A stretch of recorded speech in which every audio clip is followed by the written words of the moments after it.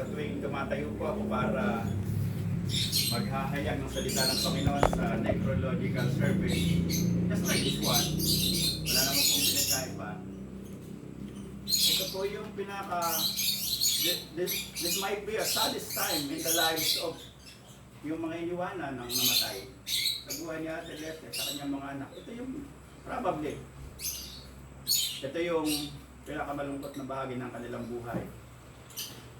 Subalit, lagi po natin tatandaan, Ate Lete, at sa iyong mga anak, nandiyan po ang Diyos. God is still and will always be in complete control ng ating mga buhay. Pagka ipinagkatiwala natin sa Diyos ang ating mga nararamdaman, ang ating mga nararanasan, ang Diyos po magko-comfort sa atin. It is shocking.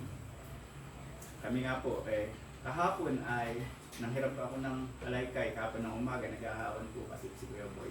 Binati ko pa, sabi ko, mukhang malaki itong mahaba itong buwig ng saging mo, Kuya Boy, napakataba ng puno. Tapos nanghiram ako ng kalaykay at may hinahawang ko rin po yun. Yung po yung pinagkakabalang ko habang quarantine. Tinataniman ko po yung gilid namin. Kaya na-shock po ako nung giligising po ako si Pastora, nasa sinugod sa hospital, si Kuya Boy.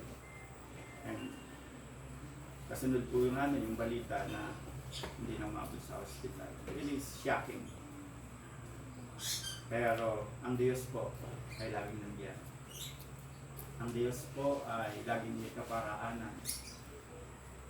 Masakit, malungkot, pero pagkatiwala natin sa Panginoon. Ulitin ko po sa atin po mga nakikinig.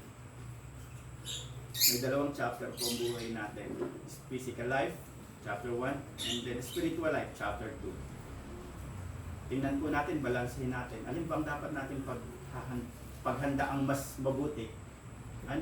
Alin ba sa dalawang chapter ang mas higit nating pagtuunan ng pansin? Ang chapter 1 ba na umaabot lang ng average na 75 years? O ang chapter 2 na walang katapusan? Tayo po ang mamili. Ang Diyos ay lagi lang nandiyan. He is just a prayer away. Sabi po ng Revelation, o sa pahayag po sa huling book ng Bible, in Revelation chapter 3 verse 20 it says, sabi po doon ay, sabi ng Lord, narito ako, kumakatok sa inyong mga puso. Pagka ako'y pinapasok nyo sa inyong buhay, ako'y mananahan sa inyo. Sabi pa nga po din sa huling bahagi, ako'y kayo mamumuhay na kasama ko at kakain kayong kasama ko. Ibig sabihin, God will live in our hearts. If we just accept Him as God and Savior of our lives, He will live in our hearts. Alam niyo po, napakasarap po ng buhay. Kagaya din po ng karamihan sa atin. Ako po ay abala po sa hanap buhay, sa profesyon. Ako po ay, may patotoo lang po saglit. Ako po ay tinapos ko po yung college na sarili ko yung pinag-aaral ko yung sarili ko. Ang daming sufferings, gutom, pawis, lahat naranasan ko. Kaya nung nakagraduate po ako, sabi ko, ito na yun. Gugugulin ko na yung buhay ko para naman makabawi ako. Pero alam niyo po, busy po ako, naging architect po ako ng Tambunting, nailikot ko po yung Pilipinas. Halos wala nga po akong time sa pamilya ko nung nasa Hagunig po kami. Pero one time, nabasa ko po yung sinasabi ng Diyos sa Revelation chapter 3 verse 20. Narito lang ako sa pintuan ng puso mo, kumakatok. Pagka ako'y pinapasok mo, ako'y mananahan at mamumuhay kang kasama ako. Ginawa ko po yun.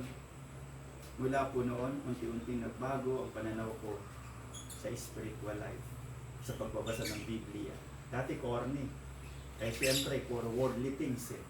Bigla kang, eto nagbabasa ng Bible, corny naman, hindi ko tinatago ko.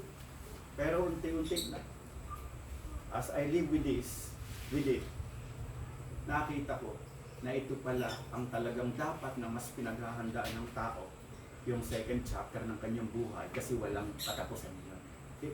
Eternity po yun. Kaysa sa inuubos natin yung oras natin, panahon natin, hindi masamang maghanda ng future natin dito kasi may pamilya tayong kailangan bago tayo tumanda ay maiayos natin yung mga anak natin, yung family natin. But always remember, may sariling buhay ang ating mga anak pag nag-asawa na din sila. Ang ibig ko pong sabihin, it's have more time in preparing and the second chapter ng buhay po natin. Nandiyan pa po ba kayo? Pag-pray po natin ang Pamilya Pascual, mahalaga po yung ating presensya dahil makita lang nila po tayo na may nakikirami sa kanila, nagpapalakas na po sa kanila yan. Pero mas mahalaga po na maramdaman nila lagi pagka tayo umuwi na kaya presensya ng Panginoon sa kanila, nagkukumpot sa kanila. Especially in this very sad times sa kanilang buhay. Bago po natin sila ipag-pray, I invite everyone to please open up our hearts to the Lord. Hindi po nagkataon na magkakasama po tayo dito lahat.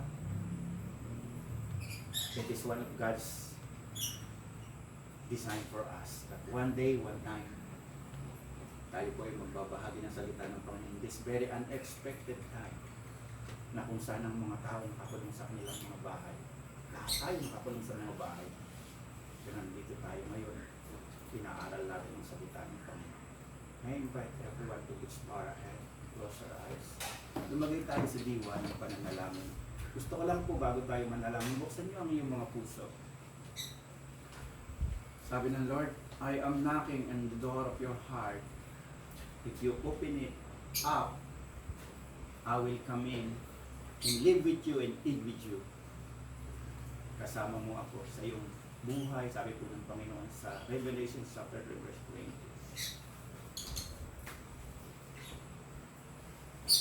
Kung okay lang po sa inyo, sumunod po kayo sa panalangin ito. Panginoon Diyos, sa oras pong ito,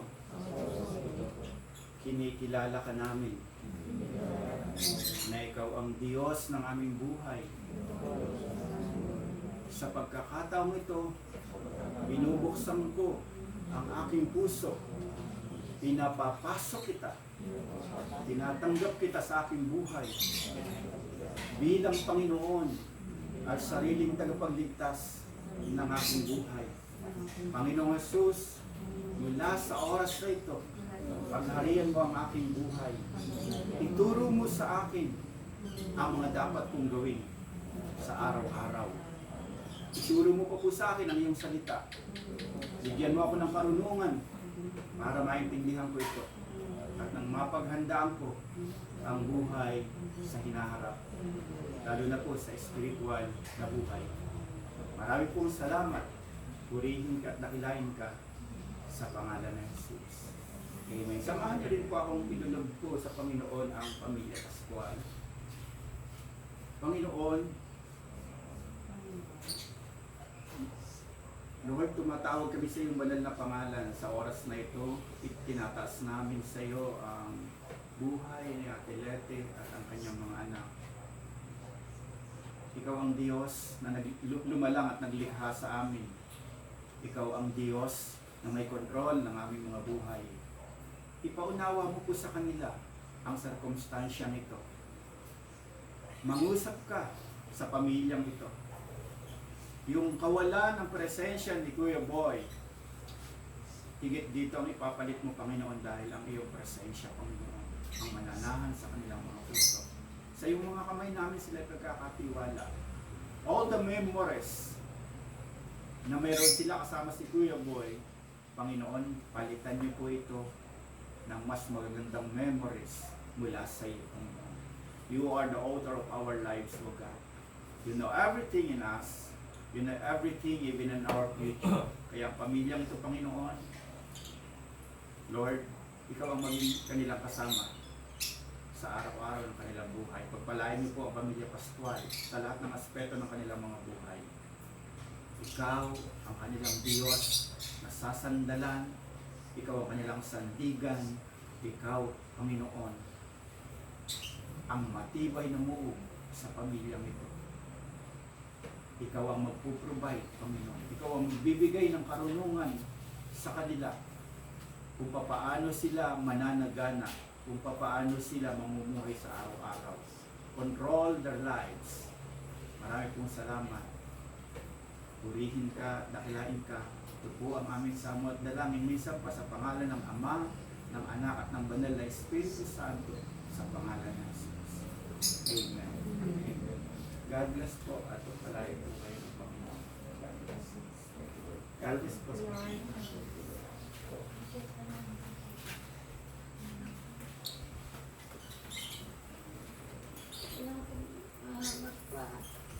Salamat po sa mga nakirami sa pamilya, sa pagkawala po ng kapanahin, sa lalo-lalo na po sa mga kayo kapitbahay na dumamay sa amin. Kami-kami lang po yun dito. Sobrang na-appreciate ko po yung tulong nyo na talagang kahit sa dulo tumutulungan ako dito.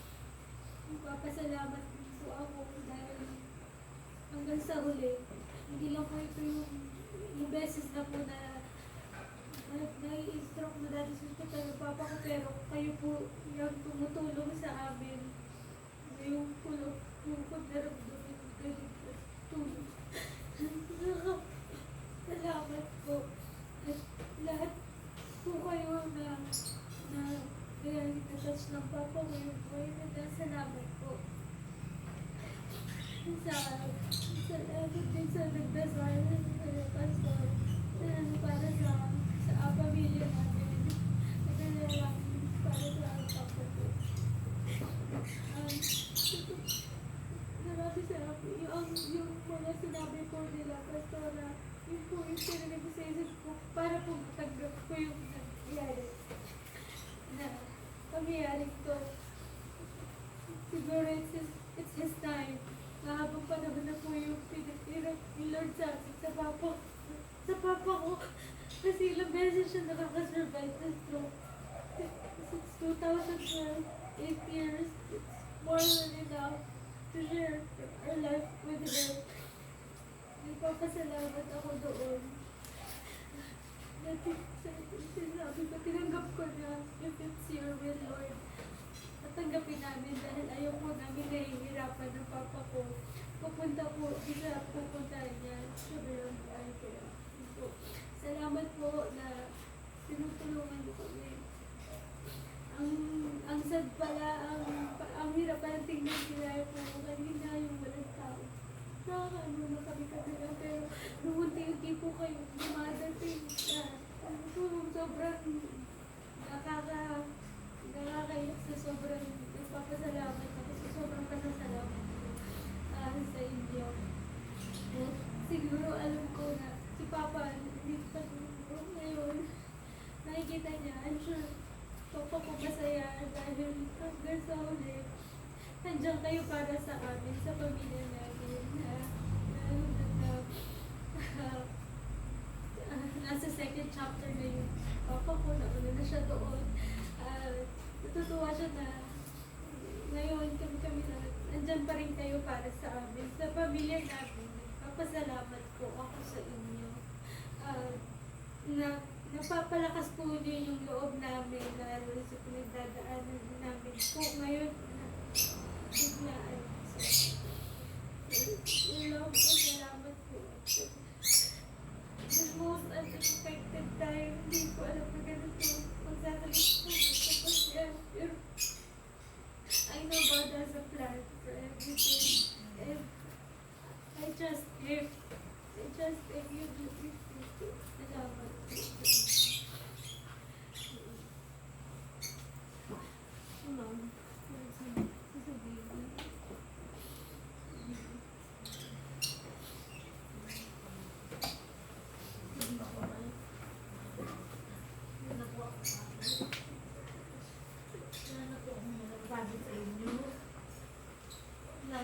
Nagawa niyo sa amin. Hindi niyo po kami pinabayaan. Kayo na po nagpapalang ng loob namin dahil ginagawa po kami. Napakahirap po pala pag tabi-tabi lang. Lalo magabi, dumating. Apat lang kami.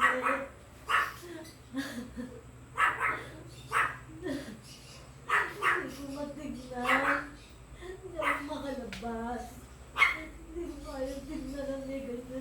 bahay namin. Gilbert, mga mga kapitbahay ko, kay lahat. Pinapalakas niyo yung loob namin. Nadamayan niyo kami. Sana po huwag po kayo sawa sa amin. Dahil wala na kami kasama. Hindi po sana kami bayaan. Ang po salamat.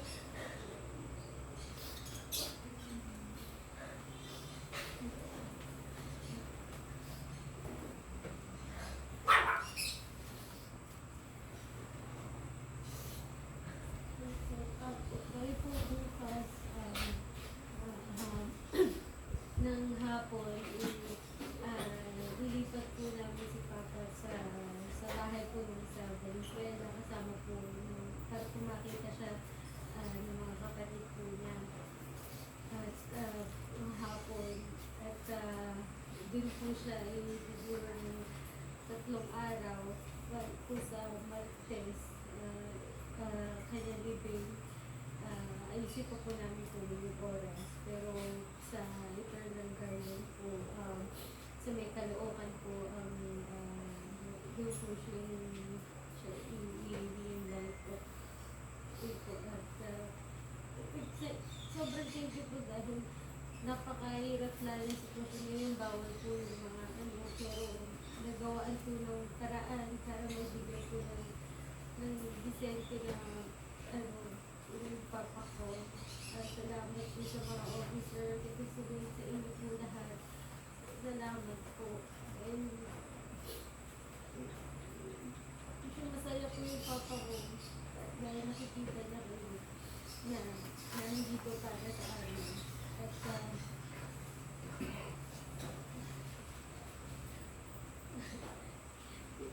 gusto ko lang po nila si papa ko. Siya po yung laging on call na kapitbahay. Pwede po kahit ano ipagawa niyo sa kanya. Gagawa ng buko, gagawa niyo dito. Kapitbahay, dahil wala naman siya magawa, retired na siya. Inuwi niya.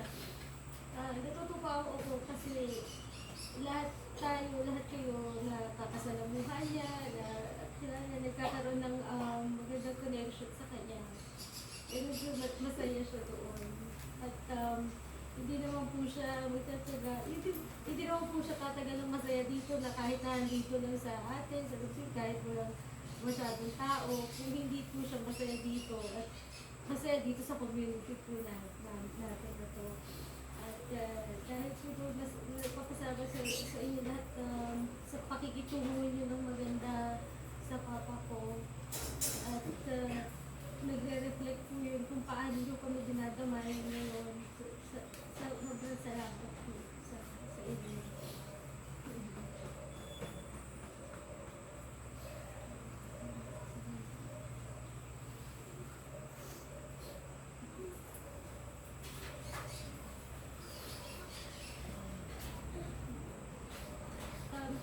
Sabi rin po ni Pastor, yun po, maraming salamat po sa mga sinabi niyo, sobrang naging eye-opener and ano po kami na nalakasan loob namin na totoo po yung pag umuwi na po kayong lahat, parang iba yung pero since sa mga sinabi niyo po,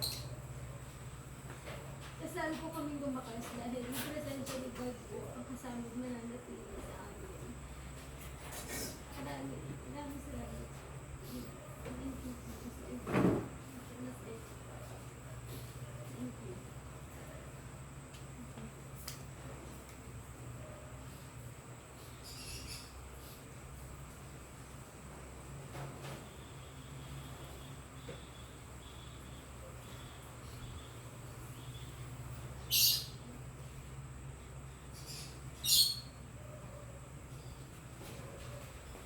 So may gusto po kayong sabihin na magagandang alaala. Nalaman ko palang gabi nito si Kuya Boy dito. Bilang kapitbahay, bilang Bakit po? Mamimiss ko po siya. Sa di umaga yung dadaan dito. Boy, morning! Oy!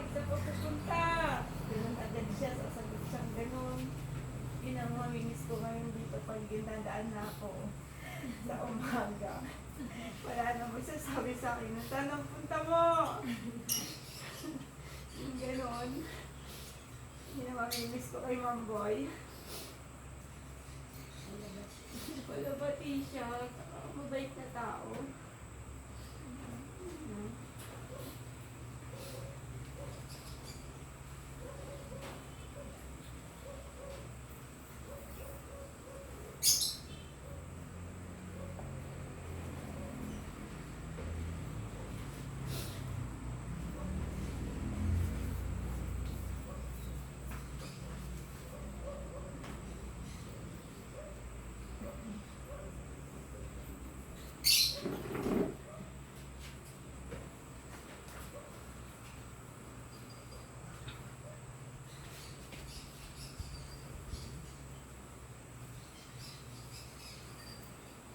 Sa akin naman yung ano, ito kasi yung unang bahay na pinuntahan ko dito sa Royal.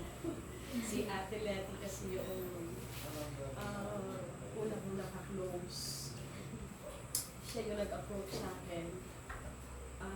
Si Kuya Boy, ano lang, kangitian lang ang kwentuhan ko ay si Ate Letty. Pero remarkable sa akin yung bahay na to. Na lagi ko makikita dyan sa gate si Kuya Boy.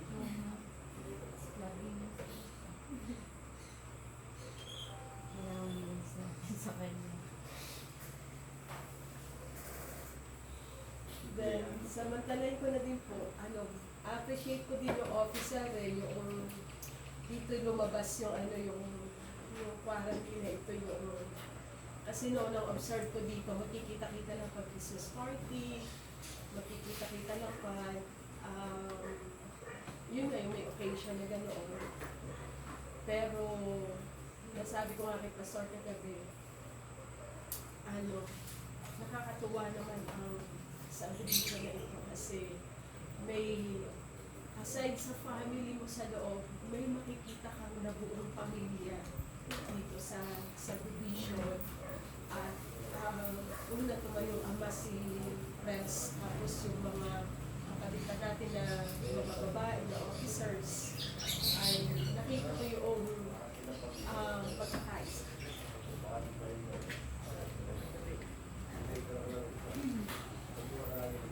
Kami naman, kami mag-asawa talagang malaking pasalamat na ako ni Paring Boy. Kahit hindi kami magkumpare niya, ang tawag ko sa kanya Paring Boy. Pag wala kami, siya yung nakatingin din sa bahay namin. Minsan siya yung nagdidilig, pangalaman namin. At siya rin yung minsan, ilinis nagwawalis-walis pa namin. So, yung umaga, siya yung parating aking kabatihan. Pag minsan, kakwentuhan. Kapag meron kang tulong, magagawa, walang tanggi yan. Sige, galing lang dito. Sa sasakyan, pag meron kang tatanong, check upin na niya agad yun. Walang tanggi. Yun yung taong walang tanggi. Kaya yes, magaling talagang makisama.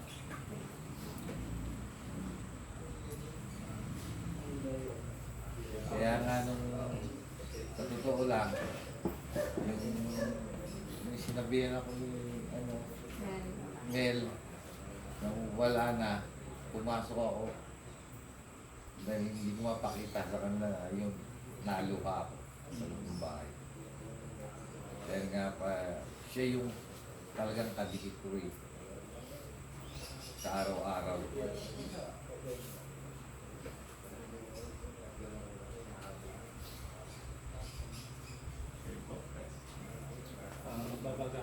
Bilang din po ako nang naging karanasan ko po kay Ma'am Boy. Sa totohanan po, kami po ni Ma'am Letty, ni Ma'am Nena, at saka kami po ang halos magkakasabay po na naitayo yung bahay. Nung kami po ay lumipat dito sa Royal Estate noong 2007, Bukod nga po kay Ma'am Nena, sila Ma'am Leti po at saka si Mang Boy po yung tinuring kong magulang dito dahil ang magulang ko po nasa malayo, taga-Bukawi po kami. Nasaksihan ko po talaga kung paano lumaban si Mang Boy. May pagkakataon po na ating gabi po, naisugod po namin siya sa ospital. Siguro po, yung pong laban ni Mang Boy, lalo na po nung naisugod natin, Ma'am Leti, sa Sacred Heart, na nakasakay sa ambulansya, doon ko po nakita yung lalim po ng pagmamahal po ninyo. Sabi ko, parang hirap po atang pantayan yung naging samahan ninyong dalawa mag-asawa. Nahandun po sa punto na nakita ko si Mang Boy na talagang lumalaban po. Kaya yung mga minsan po, meron akong mga problema sa negosyo, nahihinga ko po sa kanila mag-asawa kasi nga po, bukod po sa magkalapit kami ng bahay, naging malalim po yung naging samahan po namin. Tinuring ko po talaga kayong isa sa pangalawang magulang ko po dito sa Royal Estate po. At yun pong mga bagay po na yun, nasuklian po sa akin ni Mang Boy noong ang asawa ko naman po ang nanganak. Noon pong isinugod po namin sa Chinese General Hospital po si Ivy dahil dalawa lang po kami dito sa bahay. Si Mang Boy po yung nag-drive kahit po na dumating po sa punto na nagkaroon na po siya ng first attack po ng stroke noon. Kaya sabi ko nga po, yun pong sinasabi po ni Michelle na karanasan niya sa tatay niya, ako po siguro ang magpapatotoo sa tagal po na nagsama kami na wala po talagang tinatanggihan si Mang Boy. Hindi po siya after doon sa kung ano man yung ibibigay mo, basta ho tutulong siya, kung magbigay ka, okay na po sa kanya. At hindi ko rin po makakalimutan nung umatid po ako ng 8-year-old na inaanak ko po kasi si Sam. Nag-CR po ako, sinundan niya po ako sa labas. Nakita po ni Ma'am Melian doon sa Tikay, doon po sa restaurant. Sinundan po niya ako, nakipagkwentuhan po siya sa akin kasi nga po dahil yung po kasing negosyo ko ay nagkaroon na po ako ng mas malalim na devotion sa oras. Sinundan niya ako sa labas, namimiss daw po niya yung kwentuhan namin. Sabi ko, pasensya ka na ako, Mang Boy, kasi ang alis ko umaga, ang uwi ko halos gabi na. Yung panahon ko, na ilalaan ko na ho doon sa anak ko, saka sa asawa ko. Basta, wag mo lang kakalimutan, Gilbert. Nandyan ka na sa negosyo mo, pakiramdam ko nasa tagumpay ka. Kung sakasakali na ikaw ay liligwak, huwag mong kakalimutan, pinanggalingan ko na yan. Tingnan mo yung naging buhay ko.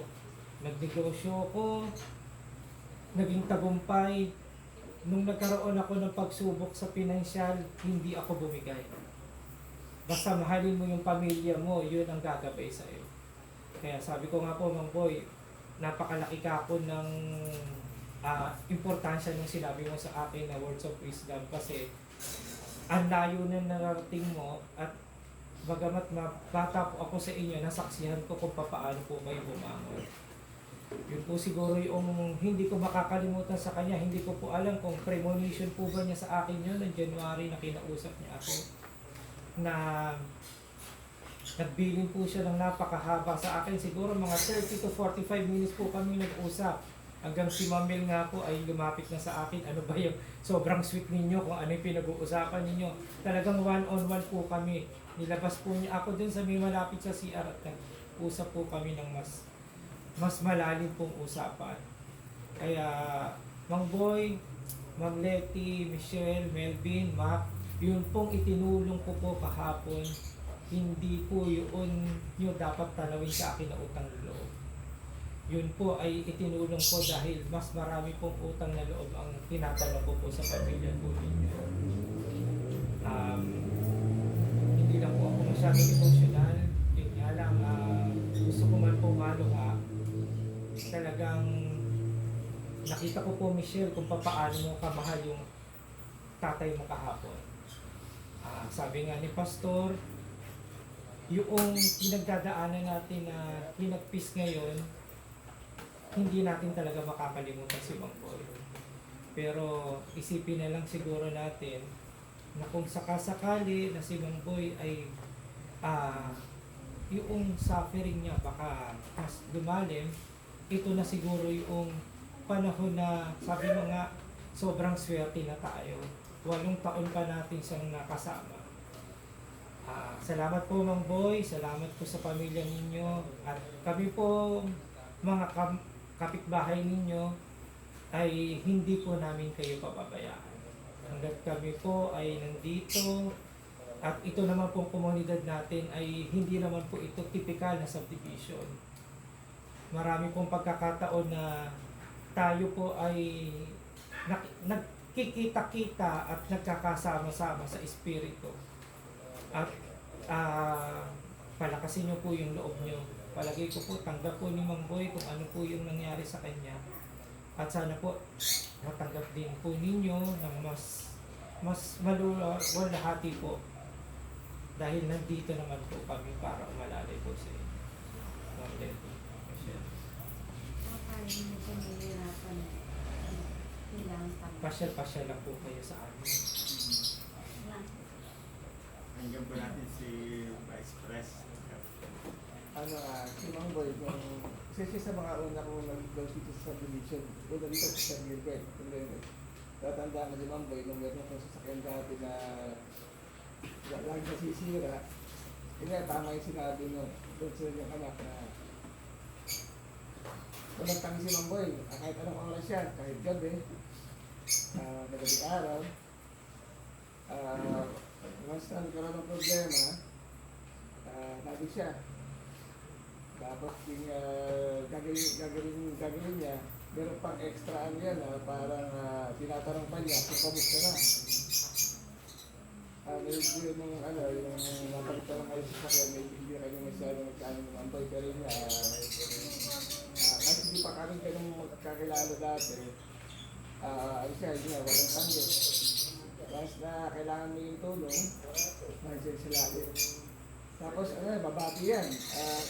Kahapon pala yun, nung nagdadami siya dito sa gilid, yung nagdadami niya kanito, nagbabatihan kami niya.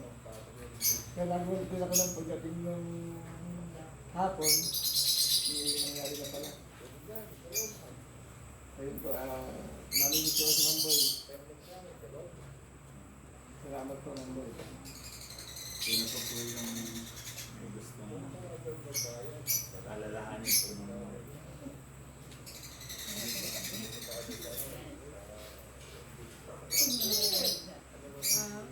Siguro i-share na lang natin siguro yung nangyari sa atin ng Kung maki-share ko na lang, kasi nung, I guess mga 2 days o 3 days ago, Facebook ako. Bigla nakapir yung picture ni Mang Boy. Ito sinabi ko nga kay Meg. Parang hindi naman siya, parang asking for a friend. Ba yung ganyan tayo, ba makita natin. Uy, kilala ko na ganyan. Nakapir kasi yung picture ni Mang Boy. Sabi ko, i-update naman ka ako. Ito ka So parang dinedma ko na lang siya. Basta ganun lang ako, dinedma ko na lang siya. Kagabi kasi nagkukwentuhan kami, na-mention ko sabi ko, Mel, sabi ko nangyari sa akin yan. Nangyari din pala kay Mel. Sabi ko, kasi kako, si Ate Letty kako lang talagang friend ko talaga. Basta yung, nag-appear lang ano, oo. Hindi na nga siya gumagamit ng ano. Hindi magamit sa Facebook. May ilabot ako din Pero kasi. Marami wala yun eh. Selfie. Ganun ba yun? Nalala mo yung picture natin, yung kinabit natin, yung tarpaulin natin? Ganun sa ID na hiniram ko sa'yo. Ganun ang mukha niya eh. Kaya, dead ba lang siya? Masarap. Sabi ko, Ate Letty naman kasi siya, okay nakakayo. Parang wala lang. Ano pala? Ako nga dinid mo ko eh. Ako rin kaya sabi na namin ako. Para siguro, add mo ko sa Facebook mo. Baka parang ganun ibig sabihin. Sinasabi mo ko Ate Letty, hindi pala siya active sa Facebook. So what's that? Parang ganun. Sabi ko, naku, sabi ko. Kami dalawa nangyari na Oo. pinag-usapan nga lang. Yun masabi ko, mga 2-3 days ago lang. Sa kanya naman parang the other day lang din. Tuloy, sabi nga niya na declaration na, bilhin pa din, hindi in-accept. Sabi ko, hindi naman siya asking for a friend. Dapat pala natin sa Facebook. Parang nakano lang siya, nagpakita lang yung mukha niya. Ang dami na siya. Hindi siya nakikibalita nga lang sa akin. Ang pabalita sa Facebook. Sabi, kasi nga yung mga Yung mga komendisa ng mga Duterte. Parang meron siyang big sabihin na. Kaya kung nakakasabi mo, kung ba sinasabi mo, Adelia, na hindi siya active. Why siya nag-appear sa Facebook namin at ano, ganun lang ako sabi ko, so gagawin na lang. Bakit ka po? Kaya kagabi na kami nag-usap, parang nasya kami. At sinabi mo pa na hindi siya active, na yan, hindi siya gano'n na ano. Parang hindi ba? Ayaw Parang ko na yung nakakapag ano. Oo. tatamad din siya kasi na busy siya ng kanong yung mga tungkol, yung mga Iyan ang ano niyan. Pag umaga yan, basta pag umaga yan, iinom muna siya ng tubig na mainit. Okay. Hindi yan. Lilinisin niya yung mga aso niya, yung ibon niya, bubuhos yan. Yung host, ginagawa niyang walis yan. Hindi gumagamit ng walis Christian, yung ginagamit niya pang walis, yung tubig. Okay. Na, Mayaman sa tubig. oo, hindi ko na lang pinaano. Para sa loob ko, talaga naman lakas sa tubig. Ganun siya, hinahayaan ko lang siya. Na ano, pagkarakan nun, uupo na sa TV yan. Manonood na ng tungko yan. Pag nagsawa sa TV, bubuksan niya yung radyo niya. Kinabitan niya pala yan, yung speaker yan, yung mga yan. Hindi nga mapangalis siya. Kadada ako. O boy, yun na naman kinakalit mo. Alam niyo ba yung gate na yan? Siya gumawa niya. Siya Ito nga, di naman ganyan dati itsura yan eh. Na, pinagtsagaan niya yan. sabi ko, tsaga mo nga boy. Anong ginagawa mo? Kasi kanina ba yung kanina niya? Ano sabi ko, okay, hindi pa ako kinunod kami kung yung mga project ang pinagagawa. Pagka dumagan na kami. Ayaw na ayaw niya nung... Walang ginagawa. Saka ayaw niya yung ang kalat, yung tsinelas ng kalat. Kasi ibang lalaki, magpakialam doon eh. Kasi gusto niya nakasandal lahat doon. Saka ano, yung gamit niya, kung saan mo kinuha. At hindi niya nakita na bawasan yun, magagalit siya yan, ibalik mo. Bilang na bilang niya yung mga screw niya dyan. Pare-pareho mga lalaki. Hindi, ayaw niya nung may butas na wala may butas na wala yung nakalagay doon. Yun, nagalit siya ng gano'n. Ayaw niya nung kung saan mo kinuha. Pati yung pag-aan ng hose. Pag ako naggagamit ng hose, syempre ginaganon ko lang. Gagalit siya, hindi daw gano'n. Pagkakawala niya lahat yung sa hose na isa-isahin pa niyang gano'n yan. Eh, minsan din ako gumagamit ng hose, nagtitimba ako kasi pinag-aawayan lang namin kasi ayaw niya nung bara-bara yung mga sala-salabit, ayaw niya ng gano'n. Gusto niya maayos. Oo, hilahin niya yan. Dahin niya gano'n. Sinisigo niya pa isa-isa yan. Na, ano. Kaya ito si Mac parati na sinasabihan. Yung gamit ko, paano mo mahalin mo yung mga gamit ko. Pin mo. Napakarami ng gamit. May welding, meron siyang dati, buti nga nabenta niya ni acetylene niya, meron pa siya. Meron siyang pang-washing, ng motor, meron siyang pang-hangin ng gulong. Andyan lahat yan sa bodega, kaya nagawa yung bodega niya. Mga takbuhan, di ba pag ano, boy, ano, meron ka bang pag-welding? Meron ka bang ganito? Meron lahat siya. Pagka magpapagawa ka dyan, tatanungin mo, magkano? Ay, bahala ka na. Ganun na salita niya, ay, bahala ka na. Ay, nakasiguro, Mel, kung sakali ba. Kuya Boy, sorry kung hindi namin, kasi, basta, kung hindi makita na-accept Hindi siya that pag time. Hindi. Yung cellphone niya na nandun na sa kahon eh. Yung cellphone niya nasa kahon. Sabi ko na po, kaya parang matakot ako. Wala, nagkakalanan ako. Kasi nga, ano yung sabihin no? Na kung hindi naman siya ano, bakit siya nag-appear? Kung ano man, kung hindi ko kayo, Ako pa niya sa picture, inaccept di ko, ba? sabi ko nga sa'yo. Buhay na buhay yung itsura niya. Sorry po Kuya Bola, pero talagang wala kami ano nun. Kung ano man sila, gusto mo sabihin sa amin that time, na hindi namin pinakinggan, okay, hindi ko pinakinggan, sorry po, talaga, wala akong idea na gano'n pala mangyayari. Basta, nakita ko lang picture niyo. Kasi lagi mo sinasabi sa akin. Pagka ako nawala, ayoko ng masyadong dinaganda kasi pag oras mo na. Okay. Hindi mo na pwedeng, masalamat ka na lang binigyan ka ng buhay na kagaya ko, 60 years old na. Masalamat na ako, nabigyan niya ako ng 60 years old na buhay sa ibabaw ng mundo. Time ko na siguro pagka nangyari yun. Yung sinasabi niya lagi sa akin. Tayo nag-uusap kami ganyan. Ayaw niya lang na ako ang mauna. Gusto niya siya kasi kung ako mauna, hindi niya kakayanin. Hindi ko kakayanin. Hindi na inaano. Ang dami niya, bago siya, sa isang araw na sabi niya, pwede magpitan mo yung kilay ko. Kasi nasusumbot yung mata niya. Dinupitan ko pa siya ng kilay, nagpalinis ko sa akin ng puso dyan, nakaupo kami dyan. Sabi ko, baka sabihin ng tao ang ginagawa natin. Nililinis ko yung, lagyan ko ng langis kasi daw makate. Eh, hindi naman niya makita. Hindi ba nga, minsan nakikita ko pa kayo naglilinisan pa kayo ng paa dyan. Oo, Di lagi ba? ko pinamamiguran niya. Nagpapamanit ko. Sabi niya, ang haba nung napupuko. Yun lang hindi ko nagawa sa kanya. Yung ano, nagpapalinis siya na ito. Pinulaya, siya nagkukulay sa akin. Pinulaya niya pa ako kahapon. Kasi ang dami na nung puti ng buhok mo. No? Sabi niya, sige, timplahin mo na ano. Siya nagkukulay. Kaya yung kamay niya nga, may pakulay pa rin. May karoon kami. Siya nagkulay. Hindi naman na ako papo dahil ako na lang. Sabi niya, sige, ano mo, ako magkukulay. Pinulayan niya ako. Kaya nung umaga, sabi niya, oh, tignan mo, bumata-bata ka na. Sabi niya, nalopa niya ako, bumabata ako. Ganun siya araw-araw.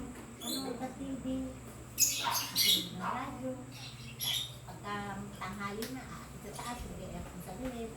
Bababa na naman. Ganun siya araw-araw, ganun siya araw-araw ginagawa. Yung pader mo, dinilagay niya pa lahat kahapon yan. Inubos niya isang Clorox ko, isang bote, nilagay niya doon sa container. Nilagay niya kasi may pambomba siya. Hanggang karsada na yan. Mabuti sa Clorox.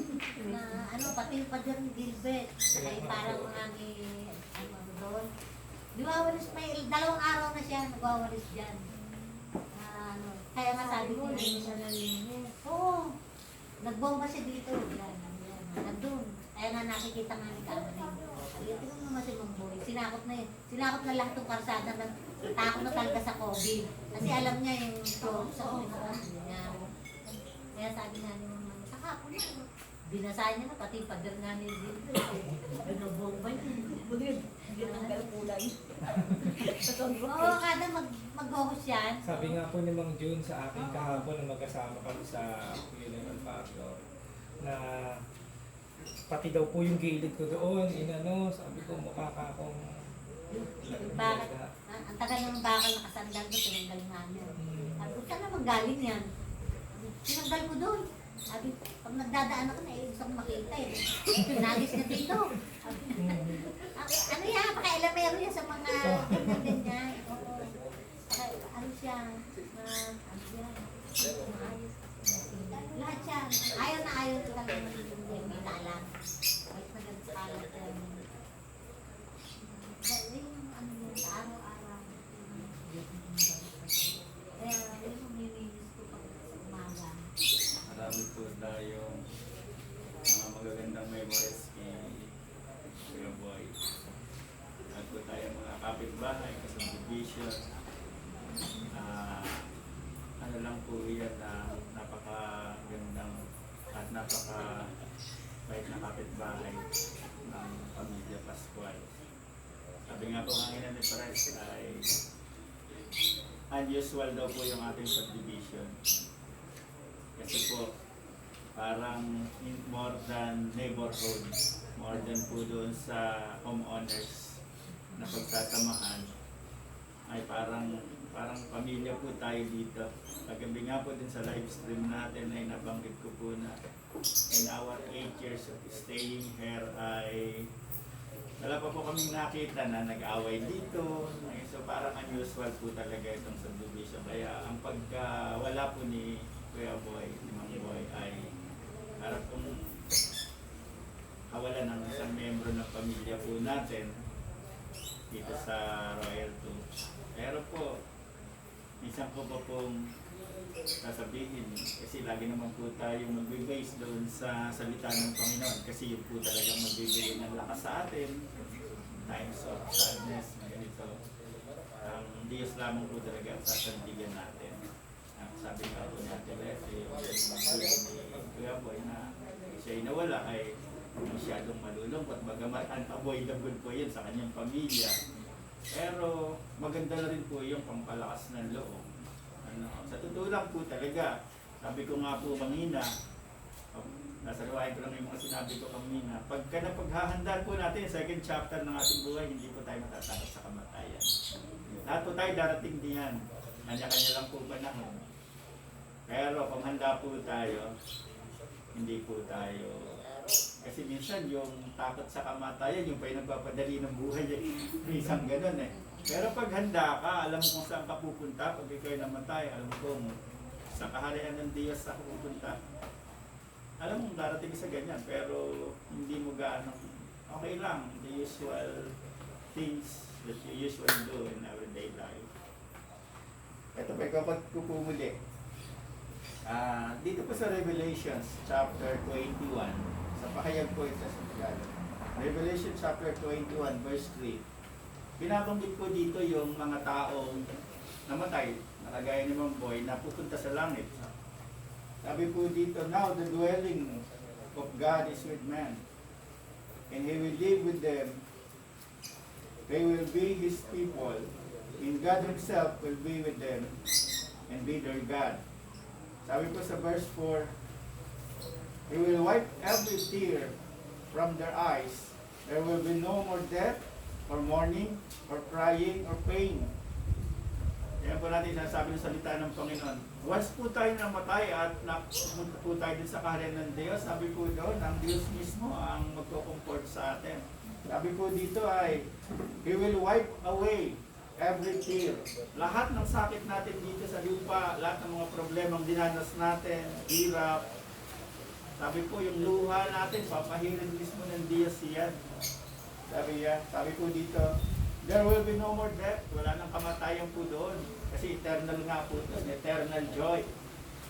Tapos, sabi po, there will be no mourning. Wala nang, or crying, wala nang iyakan, or pain. Wala na rin pong sakit. Ganun po kaganda ang buhay ng isang taong mapupunta sa kaharian ng Diyos. So let us all aspire na pagka tayo na po yung nakasalang, nakagaya po ng nangyari ko po, alam po natin kung saan po tayo pupunta. Pagamat hindi naman po tayo nagmamadali. Pero may kasigurudan po tayo na pag napunta tayo doon, eternal joy ang ating po. Sabi po yung the old order, sabi ko dito sa last passage po. For the old order of things has passed away. Wala na yung mga makasanlibutang bagay. Wala na yung lahat ng mga selfishness natin. Wala na. Papalitan na ng glory ng Lord. At tayo po ay kasama na ng Panginoon. Yung po, I suggest po na sa pamilya ko ni Weboy, ganun po yung isipin ninyo. Na doon, wala nang suffering. Ang body, wala nang pain. Wala na yung mga pagod. Wala na. Puro kasayahan, eternal joy. Praising and worshiping God kasi kasama ng Diyos. That's how the individual, pagka po siya ay nandun sa second chapter, ay ganun po yung kanyang mararanasan sa piling ng Diyos. Ganun po. God bless po, God bless po sa atin lang. Thank you. Maganda yung ano ni Pastor. Kasi kahit pa kami may binabuhayan. Kahit kaming mga natin, hindi kami nakaranas dun sa kanila ng feeling nila. Talagang ano kami, parang natin namin, uy dapat talaga, no? Parang, mas natanggap-tanggap mo, oo, di ba? Kung naman din ang hipayo ninyo, yung luma ni Ate Letty kahapon, tsaka yung kanina umaga, siguro mas napalitan ngayon na ano, mas naging open sila ngayon na tanggapin. Kaya may sabi nga niyo siya, maliwanagan kayo na tanggapin, oo. Na maganda rin pupuntahan niya. Maganda po sa kanya. At masaya ka niya, Ate Letty. Doon wala siyang problema. Wala siyang, walang sakit.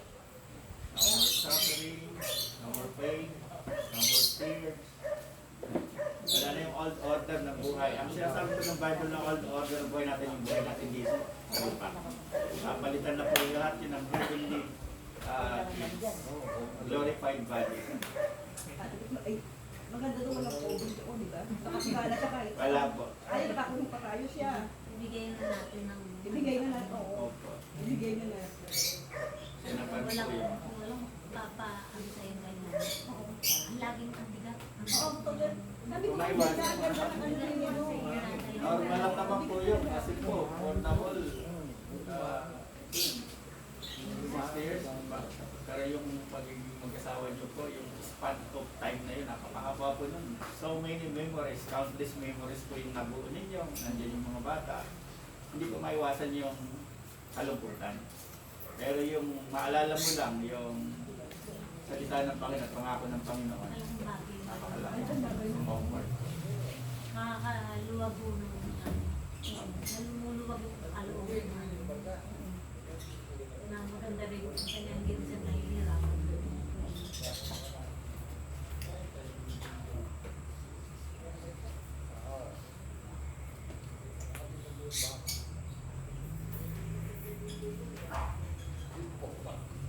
Yun lang karami isipin natin.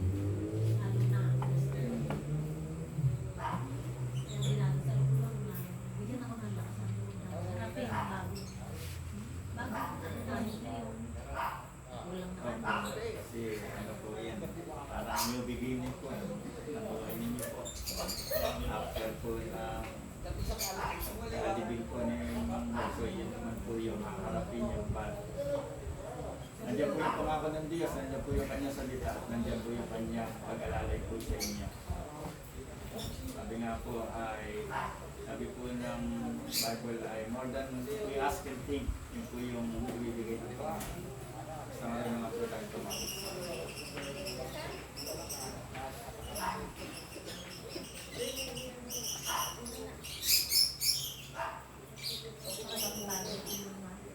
Bahagi na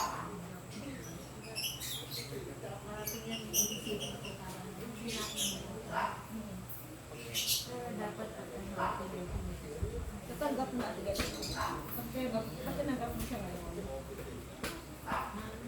naliwanagan ko Pasko. Mas maganda rin pupuntahan niya kung wala na sila yung sakit. Kasi may hirapan umakyat tutanggap na ninyo. Kasi maano sa kalooban niya hindi tanggap. May hirapan siya. Isipin ko lang maganda rin pupuntahan niya.